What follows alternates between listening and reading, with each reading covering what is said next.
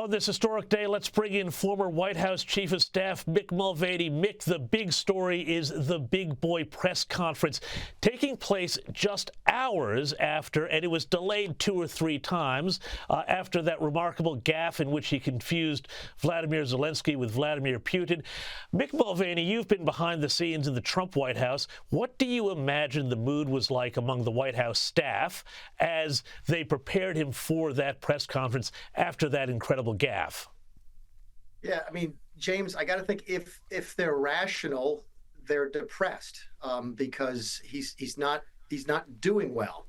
But my guess is they're not being rational. That a rational staff would have tried to convince him to sort of gracefully bow out of the race already. So my guess is, it's an educated guess, is they're back celebrating, thinking this is great, this is fine, this is so much better. He put everything to rest. He's going to be the next president of the United States. So there's a real cognitive disconnection between what the rest of the world is seeing and what the White House staff is seeing.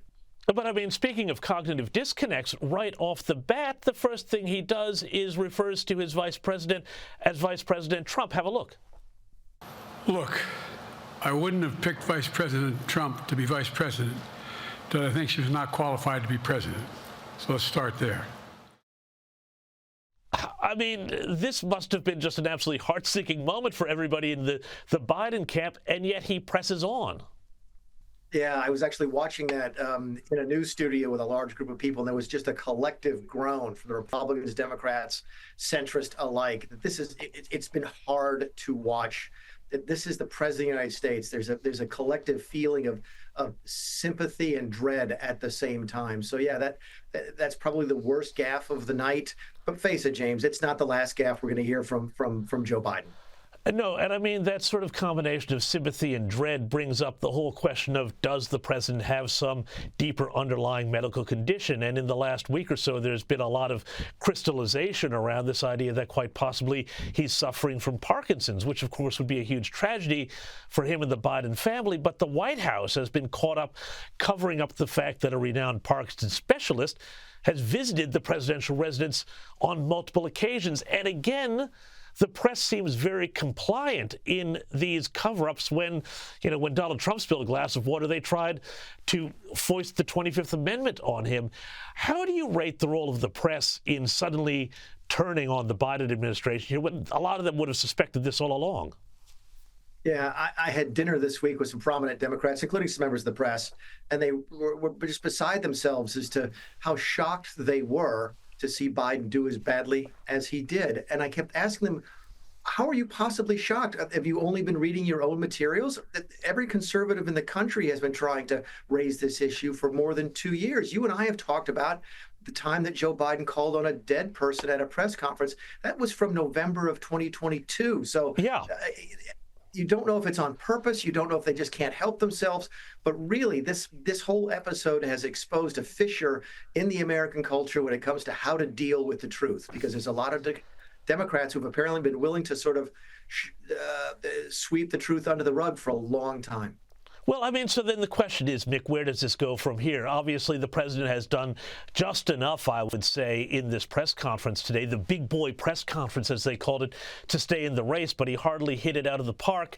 What's going to happen at this Democrat convention, which is coming up? Because I'm hearing more reports of congresspeople urging Biden to step aside, money taps being turned off, and even delegates now being called to have their support checked by the Biden White House or people in the Biden camp. Is there any chance that there might be a shift or a movement at that convention? James, the best guess I've got on that, again, talking to people as this press conference is going on, is that this wasn't bad enough to get him kicked out of the race.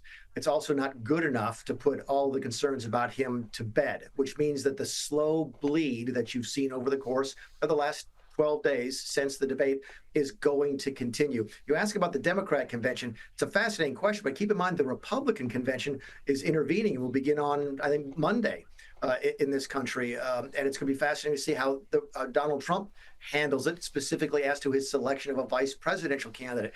He almost has to guess as to whether or not Biden will remain at the top of the ticket or whether or not the top of the ticket will be Kamala Harris or somebody else as he makes his vice presidential pick. Because face it, to be honest, you got to think that his pick for vice president would be different with a Biden-Harris team or a Harris-somebody other team or somebody else team. So it's a very difficult thing to do as a Republican, to try and anticipate who you're running against when there's no definitive answer coming out of this press conference. The slow bleed will continue. I don't think that Joe Biden will be able to proceed as the Democrat nominee, but if he wants to, he will.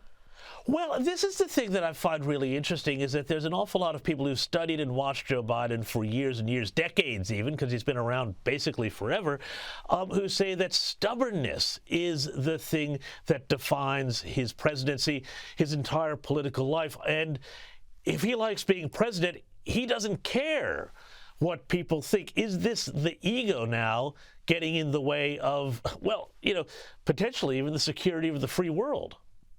Yeah, well, a lot of that turns on whether or not that stubbornness is an inherited trait, because we're hearing, and I'm not making this up, that Hunter Biden has assumed a significant leadership role within the White House right now. So the team is advising him, seems to be his family. So is his wife Jill as stubborn as he is? Is Hunter inherited that stubbornness? If that's the case, those are probably the only people that can talk him out of running for president right now. Nancy Pelosi can't do it. Chuck Schumer can't do it. Barack Obama can't do it. Apparently George Clooney can't even do it. He's listening to his family. Be curious to see if that stubbornness goes beyond just him. But this is like this crazy, almost sort of downfall situation here. It's the president, it's Jill, it's Hunter, all kind of bunkered down in the Oval Office. And then we've got this situation where even if the entire Democrat money machine turns off and everybody says, no, we've got to have Kamala Harris, God help us, or somebody else, well, there's really still nothing they can do to budge him, is it? It's just simply not possible. That's right. Again, when I was having dinner with the Democrats this week, one of the things they made clear and they wanted everybody to understand is this is up to Joe Biden.